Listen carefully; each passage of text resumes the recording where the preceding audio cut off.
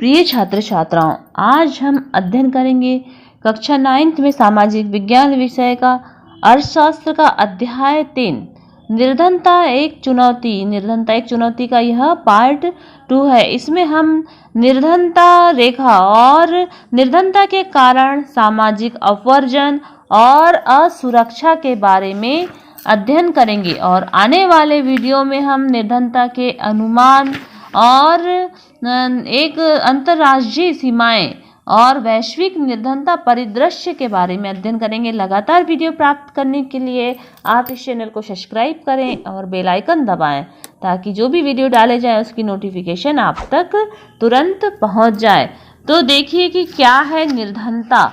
निर्धनता रेखा से आशय नागरिकों के उस न्यूनतम आर्थिक स्तर से है जो उनके जीवन निर्वाह के लिए आवश्यक होती है। तो निर्धनता रेखा मतलब किसी समाज में व्यक्तियों को बहुत बड़ा भाग जब जीवन की न्यूनतम आवश्यकताओं को पूरा करने में असमर्थ रहता है, तब इस स्थिति को निर्धनता रेखा कहा जाता है। या निर्धनता का अर्थ भूखमरी और आश्रय का न होना मतलब रहने का निवास स्थान न होना और खाने के लिए भोजन की व्यवस्था नहीं कर पाना भी निर्धनता कहलाता है। निर्धनता का अर्थ एक ये भी होता है कि स्वच्छ जल और सफाई सुविधाओं का अभाव भी है।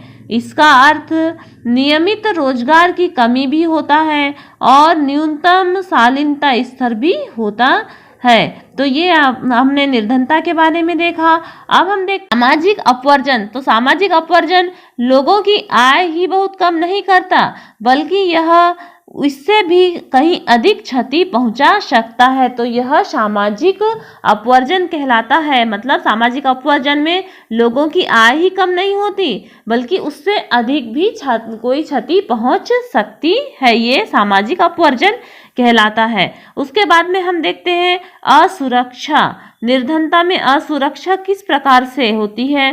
तो देखिए कि निर्धनता जो है असुरक्षा का निर्धारण परिसंपत्तियों, शिक्षा, स्वास्थ्य और रोजगार के अवसरों के रूप में जीविका खोजने के लिए विभिन्न समुदायों के साथ उपलब्ध विकल्पों से होता है। यह असुरक्षा का दायित्व होता है। इसके अलावा इसका विश्लेषण प्राकृतिक आपदाओं जैसे भूकंप है, सुनामी है, आतंकवाद आदि मामलों में इन समूहों के समक्ष विद्यमान बड़े जोखिमों के आधार पर भी किया जाता है।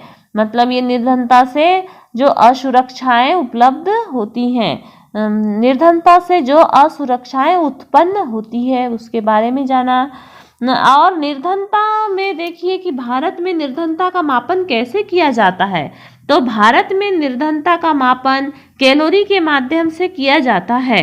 तो कैलोरी मतलब भारत में स्वीकृत कैलोरी आवश्यकता ग्रामीण क्षेत्रों में 2400 कैलोरी प्रति व्यक्ति प्रतिदिन और नगरीय क्षेत्रों में 2100 कैलोरी प्रति व्यक्ति प्रतिदिन के आधार पर निर्धनता का मापन किया जाता है। इसीलिए ऐसा किया जाता है क्योंकि ग्रामीण क्षेत्रों में रहने वाले लोग अधिक शारीरिक श्रम करते हैं, इसीलिए यहाँ की कैलोरी अधिक होती है शहरों की तुलना में। और शहर के लोग शारीरिक श्रम कम करते हैं, इसीलिए वहाँ के लिए 2100 कैलोरी का मापदंड रखा गया है। उसी प्रकार से परिकल्पना के आधार पर 2011-12 में किसी व्यक्ति के लिए निर्धनता रेखा का निर्धारण ग्रामीण क्षेत्र में 816 रुपये प्रति माह और शहरी क्षेत्र में 1000 रुपये प्रति माह रखा गया है। जबकि कैलोरी में शहरी क्षेत्र की कैलोरी कम होती है और ग्रामीण क्षेत्र की कैलोरी का मापन अधिक माना गया है। लेकिन जब राशि की बात आती है और पैसे की बात आती है तो उस समय ग्रामीण क्षेत्रों के लिए कम पैसों का अनुमान रखा गया है और शहरी क्षेत्र के लिए अधिक पैसों का अनुमान रखा गया है। यह इसलिए किया गया है कि ग्रामीण क्षेत्र की तुलना में शहरी क्षेत्र में अत्यधिक मात्रा में महंगाई है। से हम देखते हैं वर्ष 2011-12 में ग्रामीण क्षेत्रों में रहने वाले 5 सदस्यों का परिवार निर्धनता रेखा के नीचे होगा यदि उसकी आय लगभग 4080 रुपये प्रति माह से कम है। इसी प्रकार परिवार की शहरी क्षेत्रों में उसकी मूलभूत आवश्यकताएं पूरा करने के लिए कम से कम 5,000 रुपये प्रति माह की आवश्यकता होती है। निर्धनता रेखा का आकलन समय समय पर सामान्यतः हर 5 वर्ष में किया जाता है और यह किसके माध्यम से किया जाता है? तो राष्ट्रीय परिदृश्य सर्वेक्षण संगठन के माध्यम से निर्धनता का मापन किया जाता है, अर्थात इसका नाम नेशनल सैंपल सर्वे ऑर्गेनाइजेशन है। इसको शॉर्ट नेम NSSO कहा जाता है। यदि क्वेश्चन में आया है NSSO का फुल फॉर्म क्या है, तो नेशनल सैंपल सर्वे ऑर्गेनाइजेशन। इसके माध्यम से गरीबी रेखा का आकलन किया जाता है।